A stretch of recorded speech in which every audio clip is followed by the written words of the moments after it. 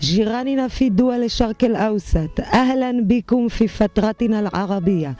اسمي هلا يצחקי وأنا ممثلة دائرة العلاقات العامة لبرنامج شخك أخضر في مدرسة فيצו הדסים. أريد أن أتعرف عليكم اليوم البرنامج من جهة أخرى. كما ترون نحن موجودين في حوش وادي هيرجزي باروس الموجود في مدرسة ثانوية فيצו הדסים في دولة إسرائيل. تلاميذنا يقومون بنشاط خاص هنا يدمج نشاط استحداث وعلاقة مع الطبيعة. كل هذه الفعاليات تجري في نطاق برنامج شخك أخضر تابع لقسم التربية الاستيطانية في وزارة المعارف. هذا المكان وراءنا هو محطة بسات.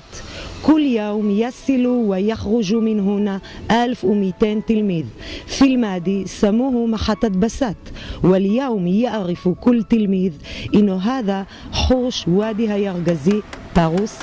قررنا أن ندع في الحوش صناديق يعني أعشاش لعصفور هيرجزي باروس.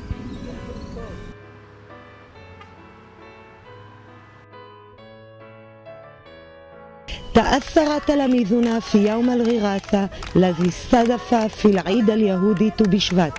في هذا العيد نذكر أن نحترم الطبيعة ونغرس الأشجار.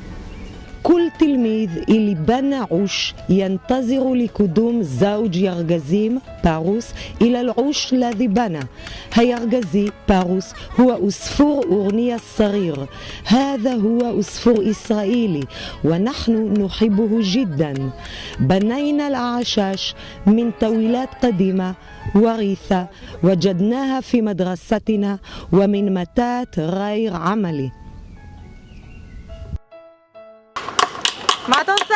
בונה תיבת כינון לירגזי. كتبنا على كل صندوق عدة كلمات يعني شرح عن العصفور والمشروع.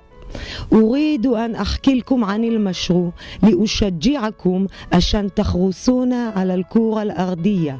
كل شجرة تغرسونها تنحفظ تدفئة الكرة الأرضية. كل نشاط مع التلاميذ في الطبيعة مكابر فهمهم في الموضوع، ويمكن أن كل مكان يكون أخضر ومالئ حياة.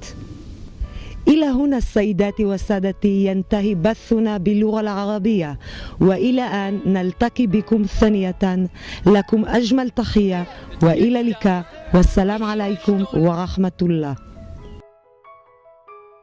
هלה יצחקי, ישראל, ויצו הדסים.